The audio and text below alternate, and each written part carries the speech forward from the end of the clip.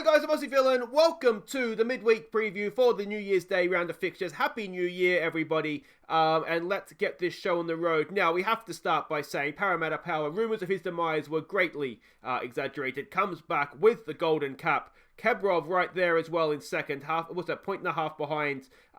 Myself, Adam Riley, and the Real Villain had good weeks and then quite the drop-off to everybody else. Rujistan with the honour of the wooden spoon for this past week. Now, if we look at the overall leaderboard, it is really, really interesting at the top, isn't it? Kebrov still top, only a point and a half. Is that or 2.5 points ahead of Parramatta Power? The Real Villain is there. Rujistan. That last game week really, really hurt him. He's dropped off, or they have dropped, there's a he, I think, have really, really dropped off. Adam Riley, myself, and Gaz Monster is there. But I think we are sort of battling for fourth now, that final Champions League spot. But yeah, there we go. Let's have a look at what we have coming up for this week. And once again, I haven't really looked at the game, so we'll do this blind. Brighton against Chelsea. Brighton are a decent team, aren't they? Chelsea are also a good team. I am going to say, could this be a draw? Could this be a Brighton win? I'm going to say a Brighton win. Aaron Moyes on fire. Go on the Aussies. All right, Burnley versus Villa. Oh, I mean, they're Burnley are not. I don't want to talk about it. We can't score, we can't defend. Other than that, we look a decent team. Newcastle versus Leicester City. Now, Leicester, they rested a lot of players, didn't they? So they're going to be fresh for this one, I assume. You'd imagine they'd get the result, wouldn't you? So let's go 2-0 for Leicester. Southampton versus Spurs. Southampton, Villa really put them back in form, didn't they? They've looked a decent team. Tottenham, I think this could be a draw. I'm going to say 1-1. I think both teams, Spurs will want to win, but I think they take a draw there.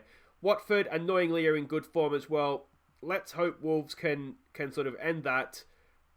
They probably can't. If we get away with a 1 week, if that ends a 1-1-1, that'll be a good game for Villa. Manchester City versus Everton. Everton are looking good under Carlo Ancelotti. Is Manchester City going to be a game too far for them, though?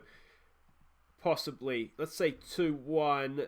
I mean, City look a bit of a shambles by their sort of really high standards. They do look a little bit uneasy, but we'll go with that. Norwich and Palace. I think this will be a draw. Let's go with 1-1 as well. West Ham versus Bournemouth. West Ham, Moyes back in charge. What could possibly go wrong? But tell you what, two teams that I could really do with both teams losing this, actually. It would help Villa out a lot. But new manager bounce. Let's say a really stinky 1-0 to West Ham. Arsenal versus Man United. I mean, this could be anything, couldn't it? Let's be boring and say another 1-1 draw. How do you pick a draw? I think it'll be a draw. I don't know how many goals there'll be in it. Sheffield United gave Liverpool a really tough game, didn't they? And Liverpool themselves, not looking, they're just imperious though, aren't they? Probably a solid 2-0, I'd say there. I don't think Sheffield United will quite be able to take anything from them. So there we go. They're my tips. There's a few of you have already put your tips in, which is excellent. Don't forget to do them if you haven't already. Obviously, maybe do it before you go out tonight. So you have that. Quick update of the Fantasy League for the Patreon supporters. I should say too, if you want to join the Predictor League, it's never too late. Always Golden Cap Glory is a link in the description.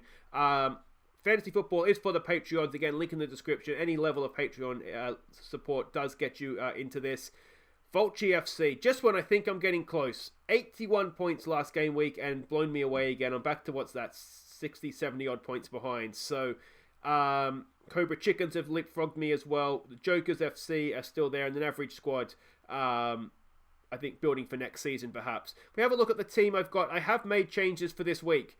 Out goes Rashford, in comes Ings. Out goes Dele Alli, in comes De Bruyne. You have to have him in your team right now, don't you? So I've done that. I might even captain him, actually, against Everton. There's nothing surer that now neither of them will play, that I have them both in there. But I'm pretty happy with my team, I have to say.